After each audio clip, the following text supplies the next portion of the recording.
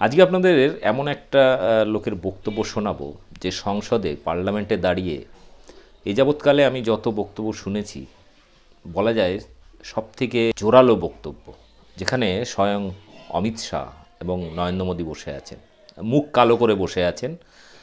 এনার বক্তব্য যখন শুরু হয়েছে মাঝখানে কেউ কথা বলার সময় পায়নি, সুযোগ দেননি তিনি হচ্ছে প্রফেসর মনোজ কুমার ঝা। পাটনা ইউনিভার্সিটিতে পড়াশুনো করেছেন, দিল্লি ইউনিভার্সিটিতে এখন প্রফেসরই করেন এবং একই সাথে তিনি একজন আরজেডির সাংসদ।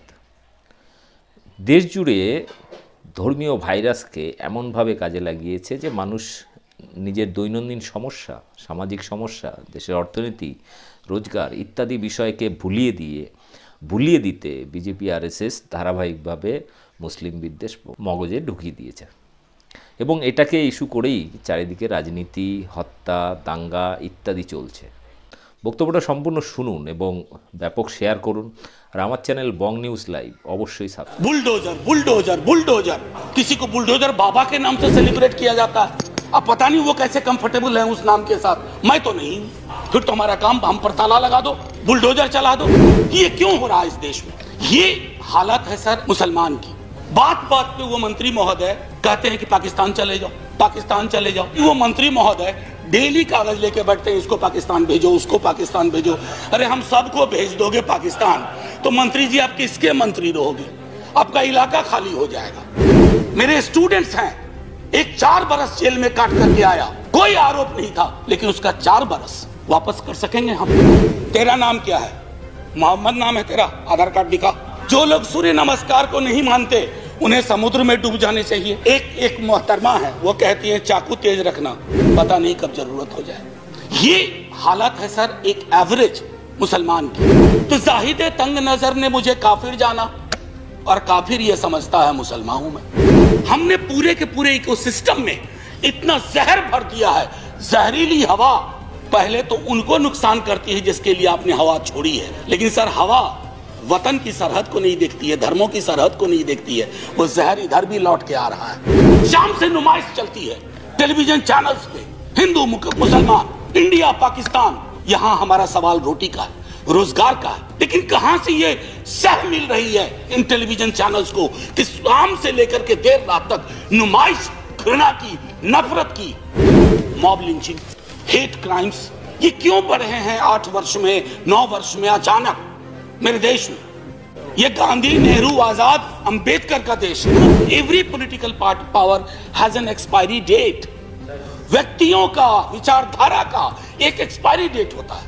अरे हमने तो वो दौर देखा था, सोवियत रूस कभी खत्म ही नहीं होगा, खंड खंड हो गया।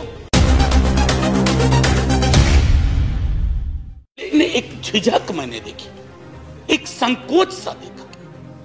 मैं डर नहीं कहूंगा, एक झिझक, एक संकोच, एक रिलक्टेंस जिसको अंग्रेजी में कहते हैं। सर ये आज है देश के मुसलमानों में अधिकांश की यही हालत। एक झिझक, एक संकोच, एक रिलक्टेंस।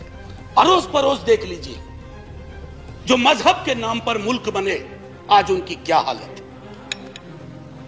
अरे वो तो एक भी नहीं रह पाए, भाषा मजहब पर भारी पड़ गई। बांग्लादेश का जन्म हुआ क्योंकि हालात आज ये हो गए कि हम कपड़ों से पहचानते हैं। तो जाहिद तंग नजर ने मुझे काफिर जाना और काफिर ये समझता है मुसलमान हूं मैं, क्योंकि political power is never permanent. So no every political power, I have said this in this house, has an expiry date. व्यक्तियों का, विचारधारा का एक एक्सपायरी डेट होता है।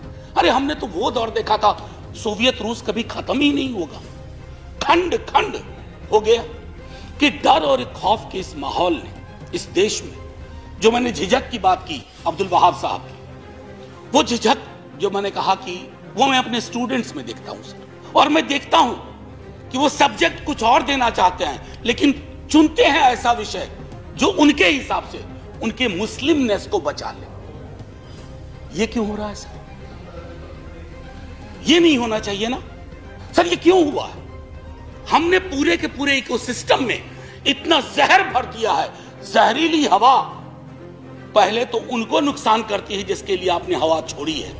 लेकिन सर, हवा वतन की सरहद को नहीं देखती है, धर्मों की सरहद को नहीं देखती है। वो जहर इधर भी लौट के आ रहा है, और वो जहर जब आता है ना सर, सब कुछ छत विच्छत करके कि ये क्यों हो रहा है इस देश में। शाम से नुमाइश चलती है टेलीविजन चैनल्स पे, हिंदू मुसलमान, इंडिया पाकिस्तान। यहां हमारा सवाल रोटी का है, रोजगार का है। क्यों प्रधानमंत्री जी जब स्लोगन देते हैं, वो स्लोगन क्या इसके साथ मेल खाते हैं? लेकिन कहां से ये सह मिल रही है इन टेलीविजन चैनल्स को कि शाम से लेकर के देर रात तक नुमाइश, घृणा की, नफरत की। मेरे स्टूडेंट्स हैं, एक 4 बरस जेल में काट करके आया, एक्विटल के बाद कोई आरोप नहीं था, लेकिन उसका 4 बरस वापस कर सकेंगे हम? ये हालत है सर एक एवरेज मुसलमान की। मैं अभी भी कह रहा हूं कि हमारी संसद में अभी भी ये ताकत है कि अब्दुल वहाब ये विषय लाते हैं और इस पर चर्चा होती है, थोड़ी मतभिन्नता होगी, लेकिन इस जो हमारी ताकत है ना लोकतंत्र की सर, इस ताकत को बचा के रखेंगे तो भरोसा होगा हर समुदाय का। इसकी जरूरत है। मेरे मित्र कह रहे थे कि हम एक नजर से देख रहे हैं, एनॉमलीज थी स्कॉलरशिप में। नहीं सर, सरकार खुद एडमिट की है मेरे सवाल के जवाब में कि 90% एक्सपेंडिचर नहीं हुआ। ये ऑन रिकॉर्ड है सर, 90%, 4000 करोड़ यूटिलाइज नहीं हुए। ये क्या दिखाता है सर कि पूरा का पूरा नजरिया हमारा इस समुदाय को लेकर के बहुत स्क्यूड है। बहुत तारीफ होती है, बुलडोजर बुलडोजर बुलडोजर। हमने तो यूके के पीएम को भी बिठा दिया बुलडोजर पे। सर बुलडोजर चला दो, हम पर भी चलवा दो प्लीज। मैं यही कह रहा हूं सर, बुलडोजर जिस देश में सेलिब्रेट किया जाने लगे, उस देश में ये वक्त आ गया है कि लोग गंभीरता पूर्वक सोचें, क्या बुलडोजर प्रतीक हो सकता है किसी भी चीज का? अगर है तो कोर्ट को क्यों कहना पड़ता है? माननीय न्यायालय ने कहा फिर तो हमारा काम हम पर ताला लगा दो, बुलडोजर चला दो। और किसी को बुलडोजर बाबा के नाम से सेलिब्रेट किया जाता है। अब पता नहीं वो कैसे कंफर्टेबल है उस नाम के साथ, मैं तो नहीं।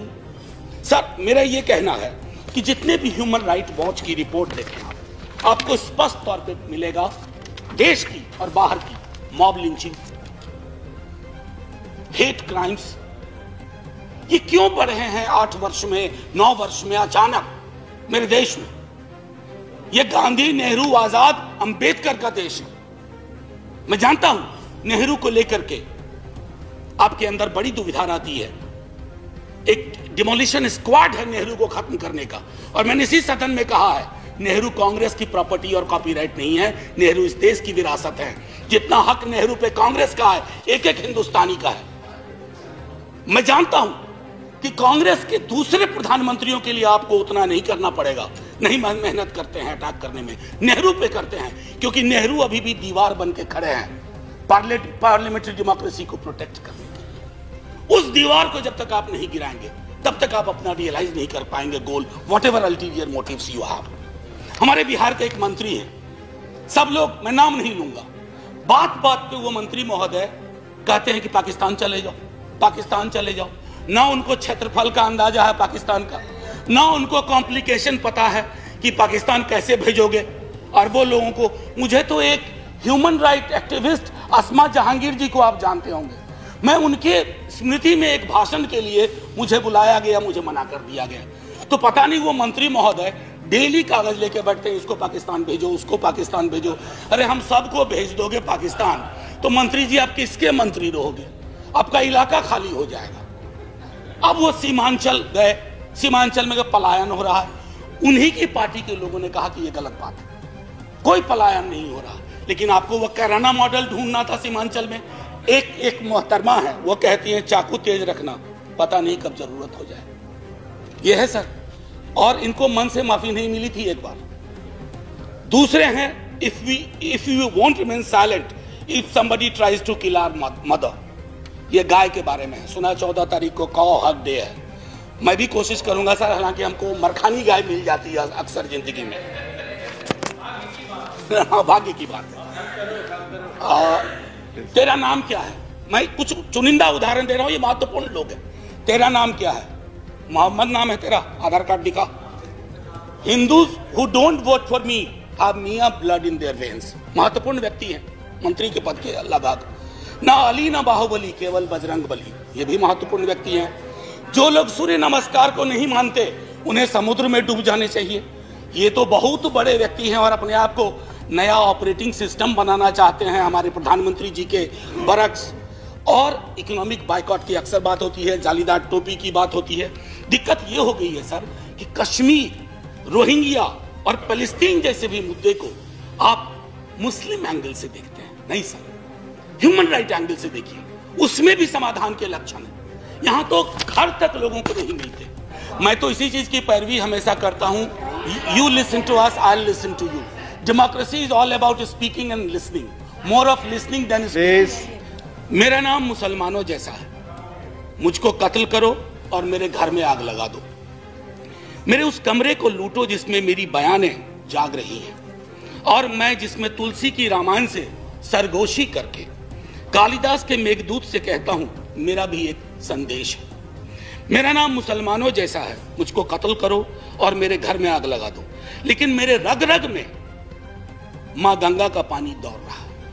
मेरे लहू से चुल्लू भर महादेव पर फेंको और उस योगी से कह दो महादेव अब इस गंगा को वापस ले लो।